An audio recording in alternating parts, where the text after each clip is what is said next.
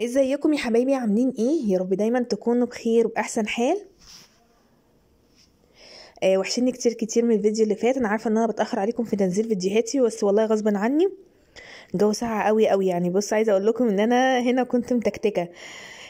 انا جبت حاجات لمشتريات الشهر وبس مش كلها بصراحه.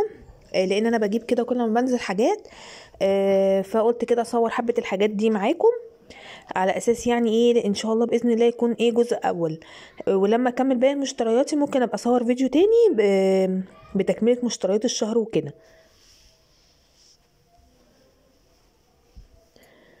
طبعا انا مشترياتي اشتريتها الشهر ده من بيم.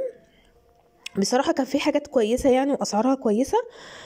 فانا جبت الحاجات اللي انا محتاجاها والحمد لله. طبعا زي ما قلت لكم انا لسه هكمل بقى باقي مشترياتي الشهريه يعني وكده. طبعا عايزه اقول لكم ان الاسعار يعني ربنا يرحمنا يا رب من الاسعار. كل حاجه عماله تغلى، كل يوم بتغلى. الخضر غالي، الفاكهه غاليه، الخزين غالي. يعني طبعا انتوا اكيد عايشين معايا معاناه الاسعار دي. المهم ان انا رايحه بم كده بالصدفه، يعني من غير ما يكونوا منزلين على الصفحه بتاعتهم ولا اي حاجه. لقيتهم ايه عاملين عرض على الدقيق. كل فرد ليه كيسين دقيق، بس الكيس كان ب20 جنيه. المهم جيت اساله على الدقيق دوت، لان لقيت الفرع اللي انا رحت فيه لقيته زحمه. فالمهم فبقول له هو انت فين عرض الدقيق؟ فلقيته بيقول لي ده خلص. قلت له خلص؟ قال لي اه ده هما كانوا 3 باكيتات كده وخلصوا في ساعتها. المهم قلت خلاص بقى انا ماليش نصيب ان انا اجيب دقيق. المهم وانا جايه بحاسب بقى عند الكاشير لقيت اخر كيسين في الباكت بتاع الدقيق. فبقول له ايه ده؟ ما هو اللي جوه قال لي ان خلص. قال لي لا، ده اخر كيسين همت وكل فرد ليه كيسين بس. فبصراحه فرحت قوي، فقلت خلاص هجيبهم كده على طول.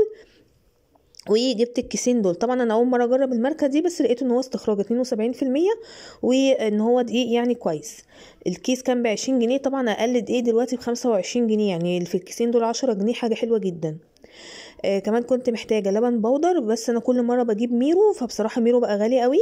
تقريبا وصل ل70 جنيه، اللي هو الكيس اللي قد ده كده، اللي هو 200 جرام او 250 جرام حاجه زي كده. فبصراحة لقيت النوع ده اسمه تيمبو. تقريبا انا كنت بجيبه زمان برضو، بس هو كان جاي فترة ما كانش موجود في بيم، وبعد كده رجعوه تاني. انا معرفش ده بقى مصري ولا ايه. هنا كنت بشوف يعني تاريخ الانتاج بتاعه. المهم دوت 250 جرام، وكان عامل تقريبا كده 55 جنيه، فسعره كان حلو جدا جدا. بصوا المشتريات دي انا جبتها على كذا فتره، بس انا قلت اجمعها بقى معاكم في فيديو واحد، بحيث ان انا ايه ما يعني ايه ما اطولش عليكم اكتر من كده. بصوا الرز ده انا حاولت ان انا اجيب اقل سعر رز موجود في بيم، لان طبعا الرز اسعاره بقت غاليه جدا، واصله 36 و40 وحاجه كده صعبه قوي. المهم ان انا لقيت الرز ده سبانه. هو نسبه الكسر فيه 20%، بس والله انا لما بصيت عليه لقيته كويس، وان هو مغسول ومنقى وبيستخدم كده على طول، وانا بحب قوي انه يكون مغسول. دوت كيلو كان عامل 33 جنيه تقريبا. انا بصراحه جبت منه 3 كيلو. طب يا منى، ال3 كيلو دول هيكفوكي الشهر؟ انا بصراحه عندي 2 كيلو من الشهر اللي فات، فيعتبر كده 5 كيلو، حلو قوي. فان شاء الله باذن الله يكفوني الشهر اللي جاي كله. فجبت 3 اكياس او 3 كيلو من الرز. طبعا انا لو معايا فلوس اكتر هجيب اكتر، لاني بصراحه الواحد مش عارف الاسعار في رمضان هتبقى عامله ايه، ولا هتبقى ازاي. فربنا يا رب يرحمنا. فانت لو معاكي فلوس حاولي تنزلي هاتي خزين في بيتك، على الاقل الخزين بيقعد عندك في البيت، مش هيحصل له اي حاجه. هتبقى حلوه جدا جدا عن الفلوس. بصوا بقى، كمان كنت لقيت ان هم عاملين عرض على الزيت دوت. ده زيت ذرة مش زيت عباد. وطبعا الغطا اللي انا بحبه اللي هو يعني ايه الغطا لوحده والازازه لوحدها. دوت 700 ملي. ودوت انا بقى ايه لقيته بكام؟ لقيته عاملين عليه عرض ب56 جنيه، فبصراحه حلوه قوي قوي.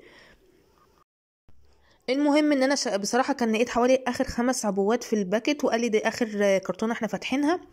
انا بصراحه شكيت في التاريخ الانتاج، لاني سعره حلو بالنسبه ان هو زيت ذره. وانا قلت بصراحه دول انا هشيله من رمضان، لان انا عندي زيت الحمد لله للشهر ده. ده بقى هخليه رمضان في الجبن، في الفول، في الحاجات بتاعه السحور وكده. بس لقيت تاريخ الانتاج بتاعه حلو، ان هو تقريبا 2023. هو يعني ايه بدري شويه، بس لما لقيته ان هو صلاحيه سنتين، فالحمد لله اطمنت اكتر. جبت كمان ازازة الخل دي ماركة جرين. ده خل كده، الازازة دي بتكفيني الشهر الحمد لله. بجيب كل شهر كده ازازة. ده خل اللي هو 5%. لازم الاقي مكتوب عليه 5% عشان اعرف ان هو نضيف. بستخدمه بقى للاكل وكل حاجة. بصوا، للاسف انا مش فاكره الاسعار قوي لان الورقه او الرسيد مش لاقياه في الشنطه، فطبعا زي ما قلت لكم انا جايبه الحاجات دي على دفعات. فبصراحه مش لاقيه السعر خالص، بس هو تقريبا كان في حدود 12 جنيه حاجه زي كده او 11 جنيه، يعني هم كانوا عاملين عليه عرض ساعتها، فقلت كده اجيب لي الازازه بتاعه الشهر. خلاص، لو انتي وصلتي معايا لحد هنا اتمنى انتي تحطي لي لايك ودعوه حلوه، كمان كومنت جميل كده زيك تحت في التعليقات على الفيديو.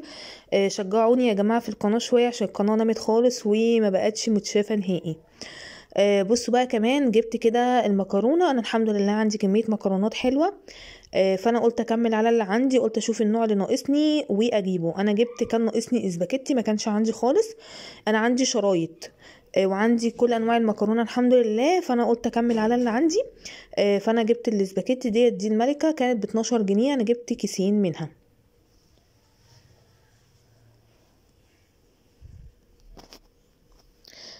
فانا قلت كده اشوف انواع المكرونات اللي هي ناقصه من عندي. يعني الحمد لله انا عندي شعريه وعندي لسان عصفور وعندي مكرونه فرن وعندي مكرونه الصغيره. جبت كمان كيس المكرونه اللي هي الهلاليه دي، بما ان انا عندي انواع المكرونات الحمد لله، فانا قلت كده اجيب الهلاليه الشهر ده.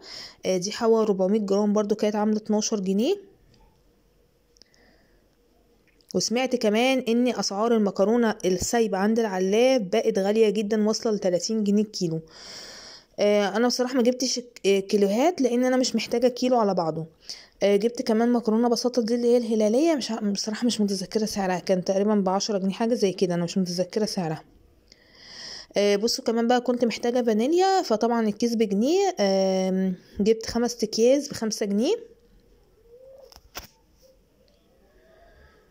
هنا كنت بدور على الكيس الخامس، لقيته في الشنطة. وجبت كمان كيسين من الخميرة، قلت عشان لو هعمل معجنات خلال الشهر او حاجة. الكيس كان بكام؟ ب3.5 جنيه تقريبا. وجبت كمان كيسين من الكيك شيف، الكيس تقريبا كان ب6 جنيه.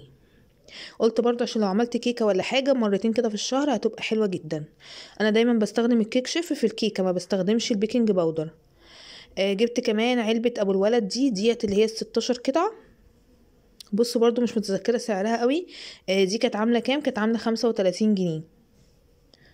وبصراحة مش عارفة اذا كانت دي من مقاطعة ولا لأ، فانا جبتها بصراحة لاني بحب طعمها، ويعتبر ارخص من بريزدون ولافاشكري والحاجات دي، وما بحبش طعم جبنة طعمة بصراحة. بصوا كمان جبت بقى الاعشاب دي اللي هي ماركة جرين وود، اللي هو الشاي الاخضر بالنعناع. عايزه اقول لكم ان سعره غالي جدا، بقى ب18 جنيه العبوه. وحاسه انها بقت غاليه، معرفش ممكن بقى ما اجيبوش تاني ولا ايه، مش عارفه بصراحه. يعني انا استغليته بصراحه، حسيت ان سعره بقى غالي قوي. جبت كمان الكاتشب ده. الكاتشب ده كان بكام؟ هو 200 جرام، ومش فاكره بصراحه والله كان بكام.